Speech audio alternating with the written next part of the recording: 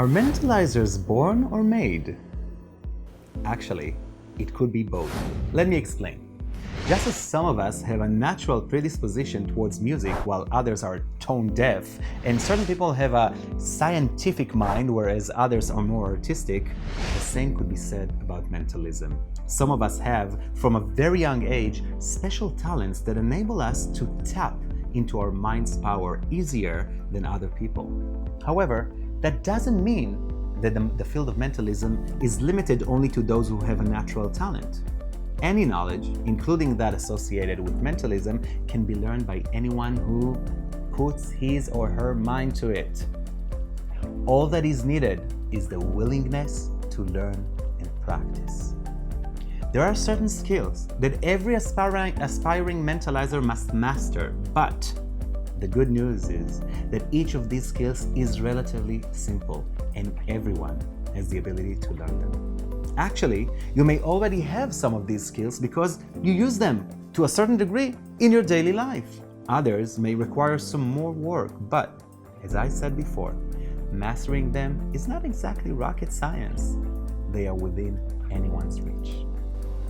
As you know from the previous episodes, your brain and mind work together to assimilate and process all kinds of information, including all the knowledge you need to have as a mentalizer.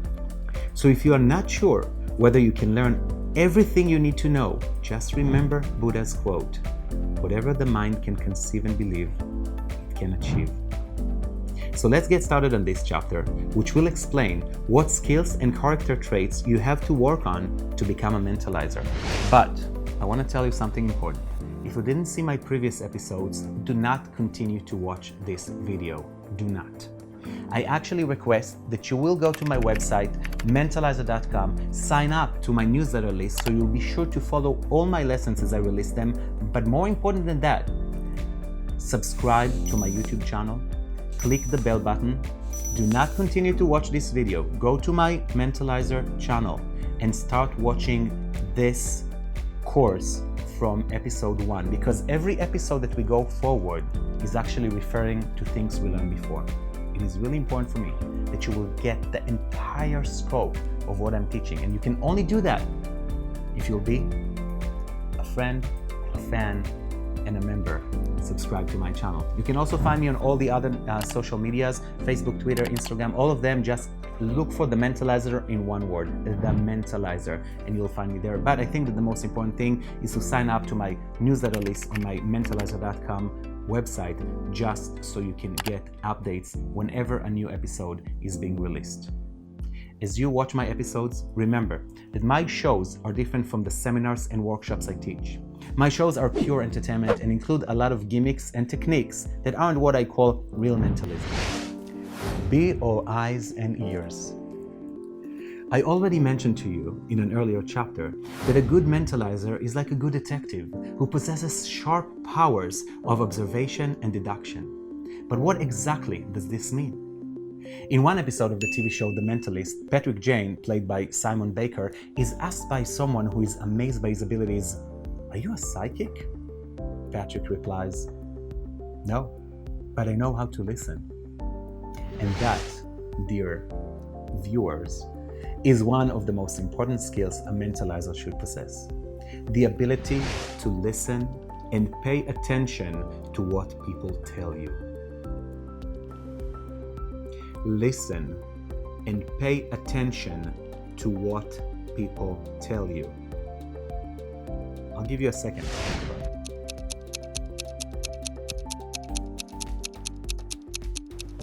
Are you with me? Listen and pay attention to what people tell you. I kind of stopped you right there on your path, and I just told you, listen and pay attention. All of a sudden you realize, wait, am I really listening and paying attention to what Ehud is telling me right now? Or am I just listening, hearing his words, but I'm busy doing something else? Are you on the treadmill right now running and listening to me, but you're not really listening? Are you running, trying to catch your breath, but you're not really listening and paying attention to every word I say? Let's test this.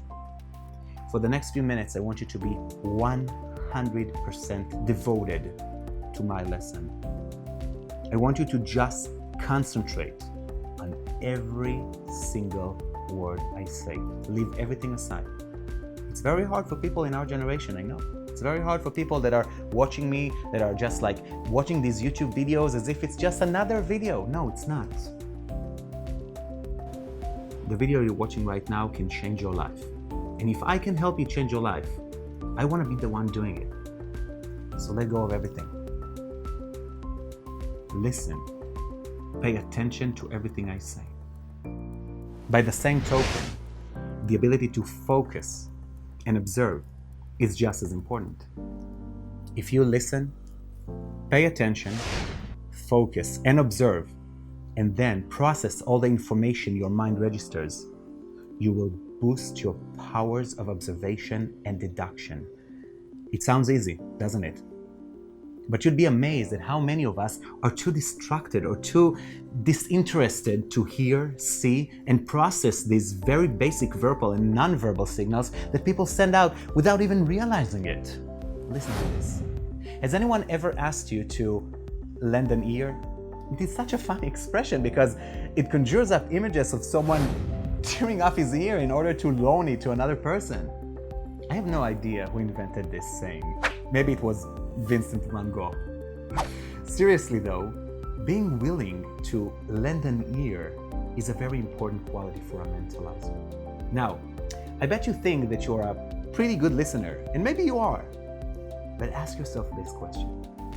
How much of what you hear you actually remember? Chances are you only retain a small part of what people tell you. In fact, studies suggest that we remember only between 25% and 50% of what we hear. In other words, we forget between half and 3/4 of the things people tell us. As the saying goes, in one ear and out the other. That's not good enough for a mentalizer. So how can you sharpen your listening skills? Well, in the previous chapter, we talked about the importance of clearing our minds and having tunnel vision. So the first step to becoming a better listener and observer is to declutter your brain using a technique described in the previous episode, so it can receive the new information and also practice tunnel vision mentioned earlier as well. Think of your mind as a garden, which is overgrown with weeds that take every inch of space. Before you can plant anything new in it, you must first remove all those wild plants that leave no room for anything else. You get the message, right? Be active. One effective technique that teaches you to catch what people tell you after your brain has been cleared is so-called active listening. It could also be called conscious listening, because you must really concentrate on and pay full attention to what you are being told. This technique may not come naturally or even easily to many people because, as mentioned previously, we've accustomed our brains to multitask. But here's what you can try to do, little by little, but on a regular basis, to become an active listener. After using mind decluttering techniques that I explained in the previous episode that I hope you watched a few times, sit down with another person and listen carefully, attentively, and consciously to what he or she has to say. Focus not only on words, but more importantly, on the entire message the person conveys to you. Don't interrupt or jump in mid-sentence. You are not listening in order to reply, but in order to learn. Analyze. Understand. Retain what you just heard. This is where good memory will be useful when we will talk about it in the future episodes. Okay? The ability to listen, focus, observe, understand, and memorize are as essential to a mentalizer as the knowledge of anatomy is to a doctor. Obviously, there are more skills and qualities a mentalizer needs to have, and we will talk about them as we go on.